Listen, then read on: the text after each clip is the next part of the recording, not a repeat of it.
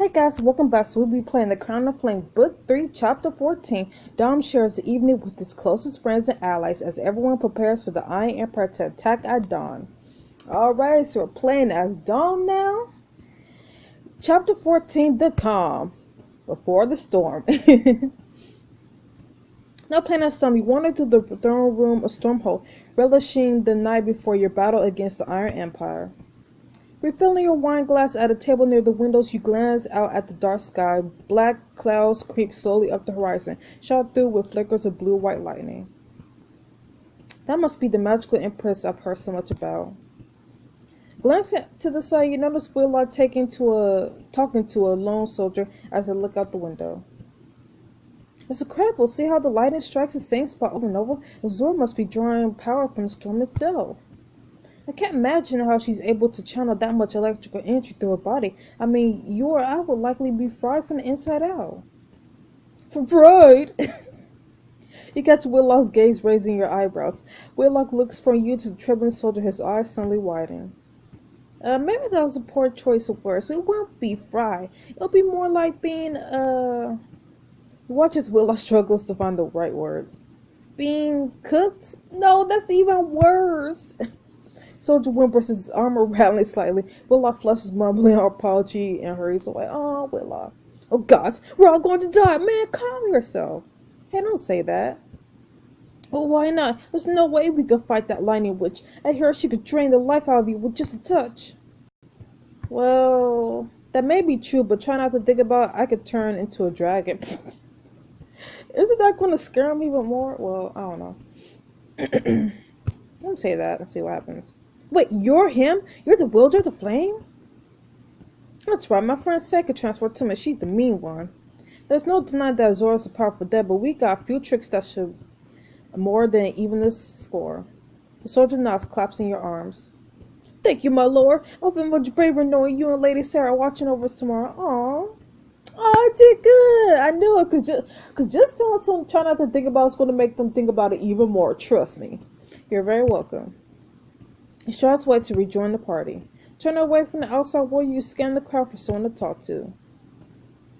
Wow.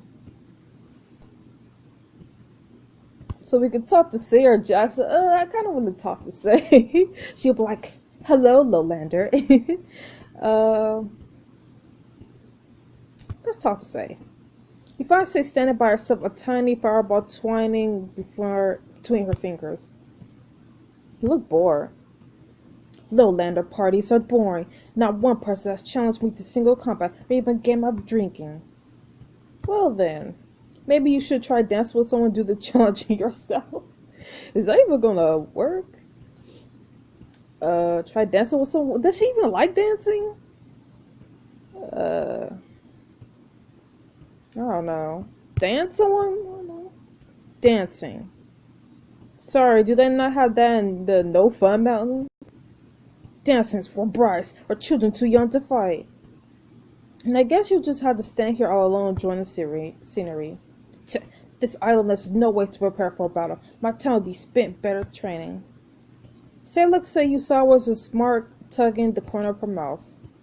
You could use some more training yourself, Lowlander. If you're tired of this so-called part, I could give you a private lesson. Oh my goodness, it reminds me of Legend of Korra when that guy with the hair. Oh my goodness, like, if you guys haven't seen that, it's so hilarious. Like, I think you can find it on YouTube because people made a bunch of videos about it. But that guy, he was all like, I could give you a private lesson. It was like, oh my goodness. It's so funny. Is this the kind of lesson that ends with me getting my eyebrows burned off? Only if you're sloppy, you know I am not a patient teacher. Say takes a goblet from your hand, downing the rest of your wine in a single swig. Come find me later, Lowlander. We will see if you improved since last time. And now we can talk to Jackson. Jackson nods it to you as you approach, keeping one eye on the revelers as they drink and socialize. You know, this is a party, right? Huh? You look pointedly at his hand, which is clasped tightly around the hilt of his sword. Jackson gives a sheepish smile, releasing the weapon. Sir, it's a little hard for me to relax these days, especially around the nobility. Tell me about it. I keep expecting someone to order me back into the kitchen. Princess Zenobia's done that to me at least 3 times already. You lay on the wall next to Jackson. Have I thanked you for coming to rescue me, by the way? Huh? Oh, I hardly did anything. Queen Kenna's the one who saved you. Hey, you volunteered to fight a dragon. I wouldn't call that hardly anything. I'll call it incredibly brave. Let me get you a drink. There are several barrels of wine over there that are far too good for the likes of us. Thanks, but I never developed a taste for the stuff.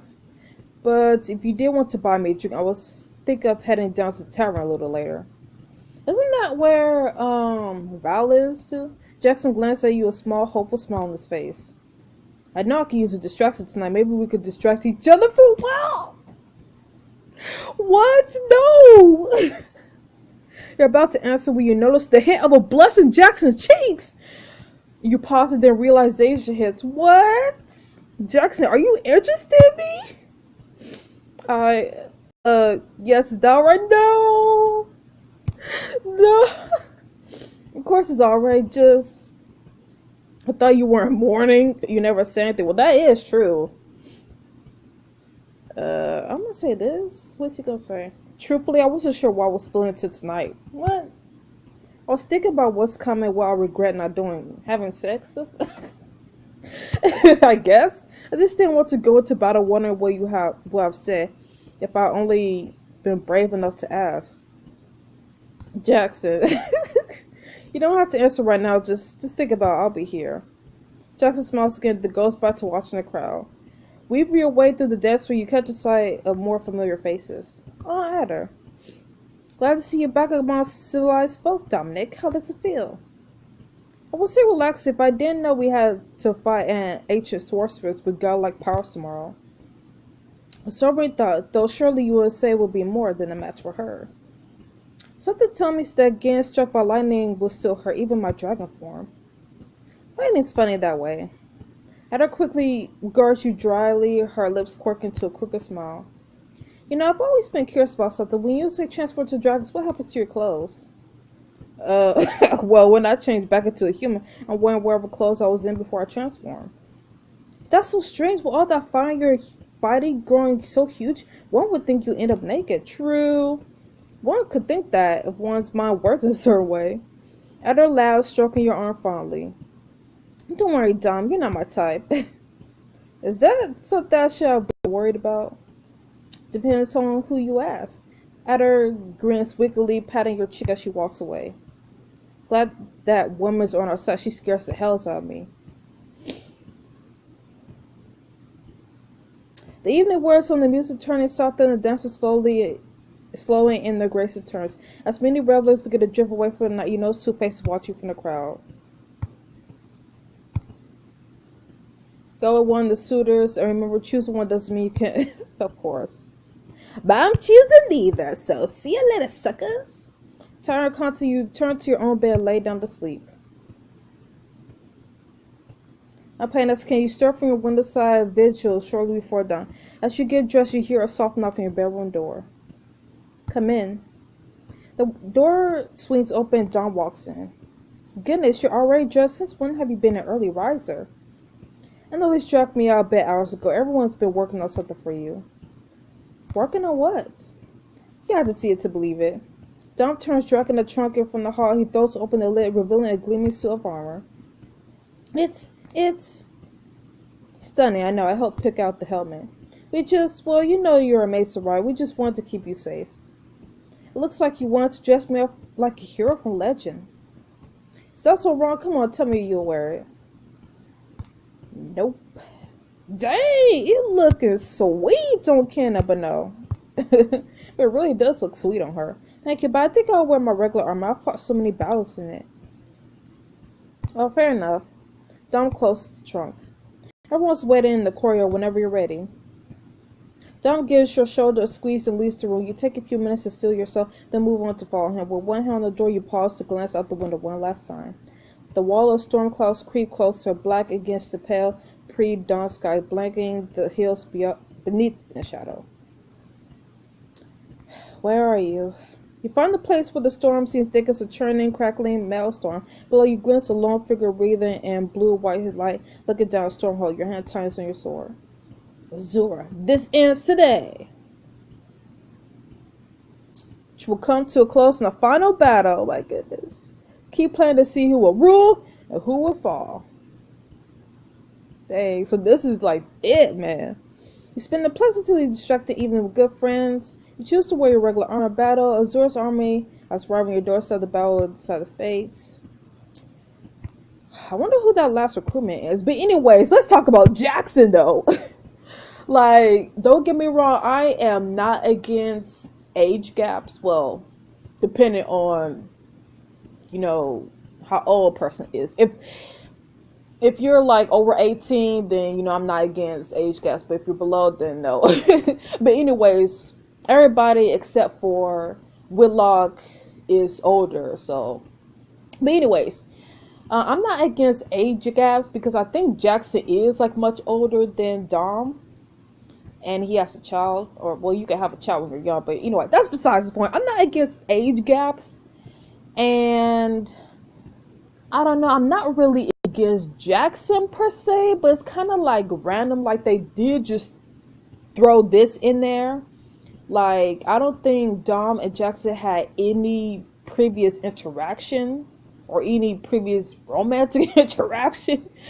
So it is kind of like you're just throwing Jackson into the fire, like, hey, Jackson is now bi or pansexual or something like that. So here's your, you know, romantic male interest, because PB did like confirm that there will be male interest for Dom, and I was actually excited for that. But the way they just threw Jackson in there is kind of like, hey, here's Jackson. I mean, we never did anything with him before, so why not make him a male interest, right? But yeah, it's kind of weird though, how it's just so random. But again, I'm not against age gaps, and I'm not against Jackson per se, because I do like Jackson, and it was cute how he was blushing. So, but I don't know. I mean, I just don't really see it. I mean, I'm still kind of shipping Kenna and Dom.